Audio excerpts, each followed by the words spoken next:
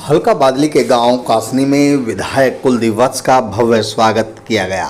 इस दौरान काफी संख्या में महिला पुरुष मौजूद रहे और कासनी के ग्रामीणों ने फूल मालाओं व नोटों की मालाओं से विधायक कुलदीप वत्स को लाद दिया। वहीं विधायक कुलदीप वत्स ने कहा कि मैं आपके बीच का रहने वाला हूं, आपका भाई हूं, आपका बेटा हूं। उन्होंने कहा कि मैं अपने शरीर की जूती बनाकर भी आप लोगों को पहना दूं तो भी मैं आपका कर्ज नहीं उतार सकता। इस दौरान विधायक कुलदीप वत्स ने कहा कि उन्हें पता है कि भारतीय जनता पार्टी के राज में कांग्रेस पार्टी के कार्यकर्ताओं पर अत्याचार हुए हैं और उन्हें परेशान करने का काम किया है। उन्होंने कहा कि मुख्यमंत्री भूपेंद्र सिंह हुड्डा की सरकार बनेगी, सबका हिसाब होगा। इस अवसर पर विधायक कुलदीप वत्स को गांव कासनी के ग्रामीणों ने गदा देकर भी सम्मानित किया। वहीं उन्हें नोटों की मालाओं व फूलों की मालाओं से लाद दिया गया। इस अवसर पर विधायक कुलदीप वत्स ने कहा कि ये चुनाव मेरा नहीं है, आप सभी का है।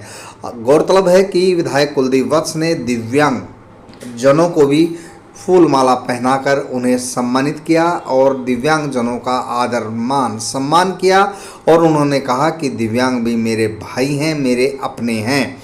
इस अवसर पर काफ़ी संख्या में आए युवाओं को कांग्रेस पार्टी की सदस्यता भी विधायक कुलदीप वत्स ने पटका पहनाकर दी।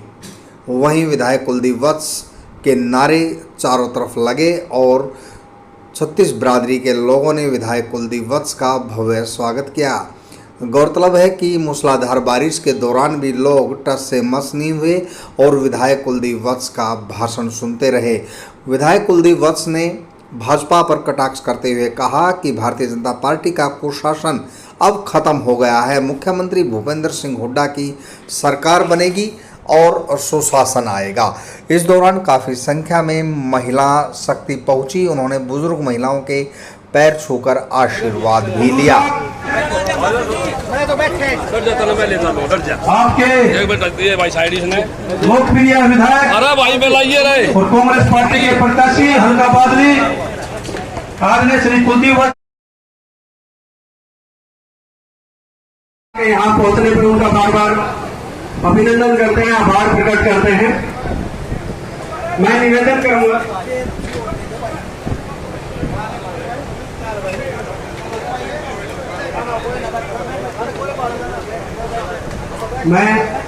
करूंगा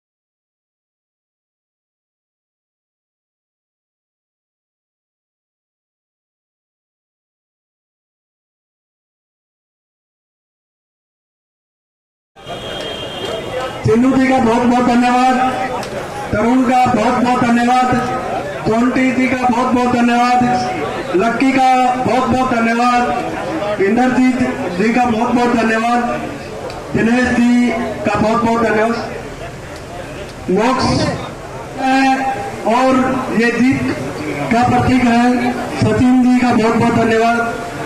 बारिश तेज हो रही है, हम रिक्वेस्ट करते हैं हमारे आदरणीय विधायक कुलदीप वत्स जी भाई गुड़िया हम जाते हैं तो हमारी सारी भान में टीवी नजर रखी तो भाई हम सब अनिल पटेल मानते हैं भाई। आप सबका मैं धन्यवाद करता हूँ। जिस दिन टिकट लेके आए उस दिन भी भगवान ने इतनी बारिश से आपको आशीर्वाद दिया और आज पॉलिटिकल प्रोग्राम पहले दिन किया और पहले ही भगवान ने आपको विजय श्री का आशीर्वाद दिया, काका ताऊ ने आशीर्वाद दिया, पूरी टीम ने आशीर्वाद दिया।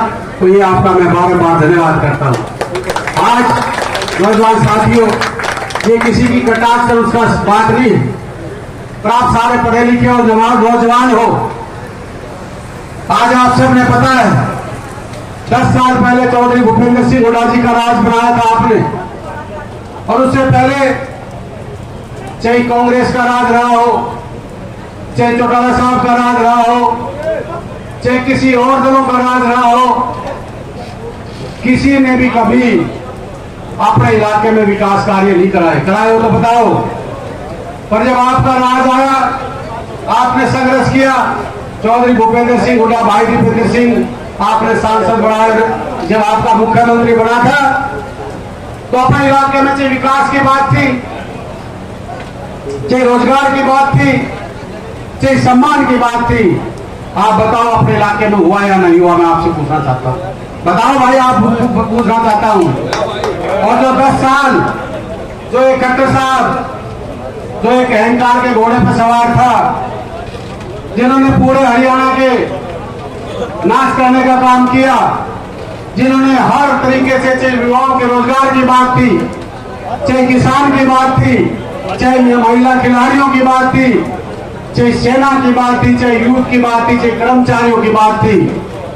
विकास को छोड़िए, रोजगार को छोड़िए, हमारे इलाके में विकास भी छोड़ दो, नौकरियां भी छोड़ दे, सबसे ज्यादा हमारे इलाके का अपमान करने का काम किया। जय जवान जय किसान का नारा होता था,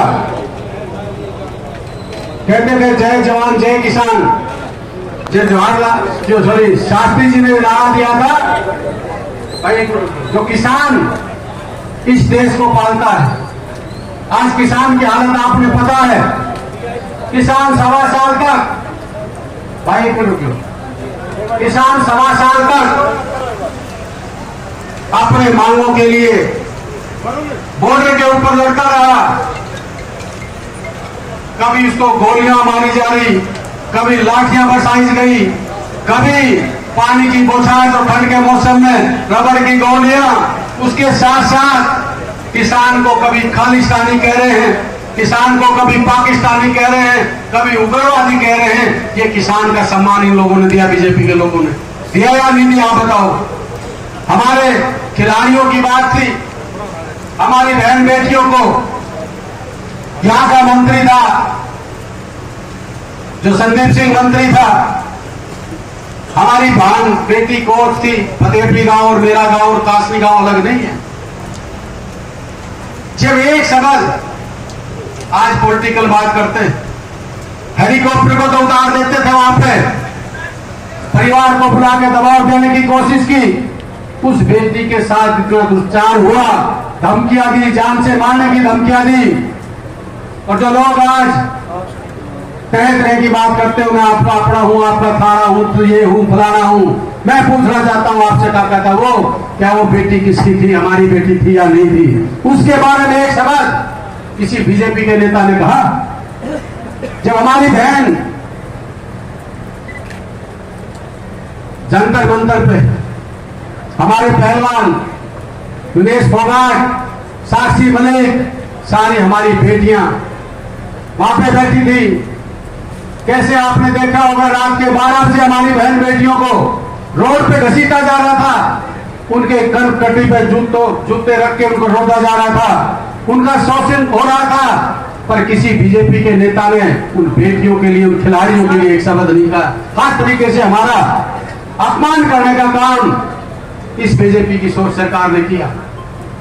हमारे इलाके में चौधरी भूपेंद्र सिंह हुड्डा, भाई दीपेंद्र सिंह हुड्डा जब मुख्यमंत्री थे, सबसे बड़ी सौगात बारसा गांव की सरदारी खड़ी है, मेरे साथी आए, और आपने गुड़िया चौबीसी के लेकर आप सब ने भी पता है, बारसा के अंदर दीपेंद्र हुड्डा जी ने संघर्ष किया, आपके बेटे, आपके भाई ने 11 फैसिलिटी मंजूर करा के एम्स हॉस्पिटल बनाया है जो देश में जब 2 मंजूर हुए थे तो बारसा के अंदर मंजूर कराया, उसका काम शुरू किया। हमारे यहाँ के नेता थे लोकल, ओम प्रकाश जी मंत्री थे, यहाँ की 11 फैकल्टी उठ के चली गई। अरविंद शर्मा यहाँ के सांसद थे। मैं पूछना चाहता हूं एक शब्द, ओम प्रकाश जी अरविंद शर्मा ने कहा कि ये 10 फैकल्टी यहां से उठ के क्यों जा रही हैं? विकास की बात करते हैं, रेलवे लाइन रूपनगर से झज्जर की मंजूर हुई, किसी ने एक शब्द नहीं कहा। हमारा अपमान हुआ, हमारे युवाओं का अपमान हुआ, हमारे खिलाड़ियों का अपमान हुआ, हमारे किसानों का अपमान हुआ, और सबसे बड़ा अपमान हमारे इस युवाओं का हुआ जो अपने कंधे पे हर व्यक्ति ये लिखाना चाहता है कि मैं फौज में जाना चाहता हूं, मैं देश की सेवा करना चाहता हूं। अग्निवीर के नाम से हमारे युवाओं के साथ धोखा हुआ या नहीं हुआ? और जो लोग बात करते हैं विकास की, लोग बात करते हैं अपनेपन की, मैं पूछना चाहता हूं, आपका बेटा हूं, आपका खून, आपको एक विश्वास दिलाता हूं, आपके आशीर्वाद से चौधरी भूपेंद्र सिंह हुड्डा इस प्रदेश के मुख्यमंत्री बनेंगे, ये मैं आपको यकीन और विश्वास के साथ कहता हूं। आपका बेटा, आपका खून ये विश्वास दिलाता है। अगर बादली हल्के में कभी पक्षपात, कभी भेदभाव भूपेंद्र सिंह हुड्डा जी की तरफ से हो जाए, मैं आपका वकील बन के बैठा हूं। रोजगार की बात होगी, कासड़ी में 10 नौकरी लगेगी तो ढाकला में भी 10 नौकरी लगेगी। ये नहीं होगा कि कासड़ी में 10 लगी, ढाकला में 8 लगी। सबका सम्मान, विकास, सम्मान सम्मान सम्मान, विकास और रोजगार की जब बात आएगी, मेरे युवा साथी खड़े हैं, रोजगार के भी मुंह खोल देंगे। इधर 10 करीबन 1.25 से 1.5 लाख वैकेंसी आज युवाओं की खाली पड़ी है। आज हमारे युवा साथी अपराध की तरफ जा रहे हैं, आज हमारे युवा साथी नशे की तरफ जा रहे हैं। आए दिन व्यापारियों को धमकी मिल रही है, आए दिन बजरंग पूनिया हमारा छोटा भाई है, उसको धमकी मिली, विदेश से धमकी आई कि कांग्रेस छोड़ दो और न हाल बुरा होगा। हमारे बेटे को धमकी आई, क्यों आई? क्योंकि हमने नशे और अपराध की कमर तोड़ने का काम आपके बेटे और भाई ने किया। बादली के साथ यहाँ खड़े हैं। मैंने कभी अपराधियों से और नशा बेचने वालों से मैंने कभी समझौता ना किया, ना करूं। और मैं ये चाहता हूं, मेरा बादली हल्का, मेरा विजन है बादली हल्का। आज चौधरी भूपेंद्र सिंह हुड्डा ने जब मुख्यमंत्री की शपथ ली थी, आप सबने पता, हमारे बादली, हम कासड़ी से झज्जर जाते थे तो कितना टाइम लगता था पहुंचने में। मैं भी आपका बेटा हूं, आपके पड़ोस से, आपका गांव का, कासड़ी का मैं हूं, हमें पता थी। और आज हुड्डा साहब ने जो 10 साल इस इलाके में रोजगार की जड़ी लगाई, विकास की जड़ी लगाई और आपके सम्मान की जड़ी लगाई, वही जड़ी आज आपके बीच मारी। मैं आपसे पूछना चाहता हूं, एक नारा, एक बात है, सच्चाई है। अब इस खट्टर साहब को, इस ये जो अपने सैनी साहब हैं नायक सिंह जी, अब हरियाणा की जनता ने मन बनाया है कि भाई इनसे पीछा छुटाना है। छुटाना चाहते हो ना? अपना राज लाना चाहते हो भाई? तेज न्यू नहीं भाई, कमजोरी से नहीं, हाथ खा के बताओ, अपना राज लाना चाहते हो, नहीं चाहते हो? तो आज आपको एक और कह रहा हूं, अपने बेटे पे यकीन करना। भगवान ने मुझे दोबारा जन्म दिया है। हमारे ओम प्रकाश जी कह रहे थे, मैं किसी की निंदा में विश्वास नहीं रखता, हमारे बड़े भाई है, मेरे बहुत सम्मानित हैं। मैं भाषण सुन रहा था नॉमिनेशन वाला दिन का, मुझे कोई दुख नहीं किसी बात का। अच्छी बात आपके हरी से, आप बड़े नेता कुछ भी कह सकते हो, मैं तो गरीब और किसान का छोटा बेटा हूं। कह रहे थे भाई ये सुरहती आलो भाई, मकान बना रहे हो 1 एकड़ में, और भाई 14 फुट नीम उठा के लाया मकान में, और भाई एक काम करो, उस मकान उसी में 14 फुट नीचे गाड़ दो। मैं ओम प्रकाश जी आपको एक बात कहना चाह रहा हूं, मेरे काका था मेरे भाई, मुझे 100 फुट भी गाड़ सकते हैं, पर ओम प्रकाश जी आपकी हिम्मत नहीं, 1 इंच आप गाड़ दो तुमसे। मेरे काका का हूं, अगर मैं इनका खून हूं, इनका बेटा हूं। और एक बात कह रहा हूं, काका का हूं, मेरा परिवार बैठा है, मेरी माता शक्ति बैठी है, आपके बीच में एक बात कह रहा हूं, थारा खून हूं, थारा बेटा हूं।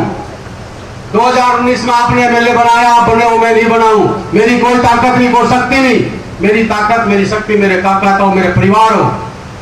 पर आप, मैं कहना नहीं चाह रहा, जो बात कह रहे थे भाई, मेरा तो 96 से लेके और 2019 तक का रिकॉर्ड देख लियो भाई, बैंक खाते भी देख लियो और भाई प्रॉपर्टी भी देख लियो।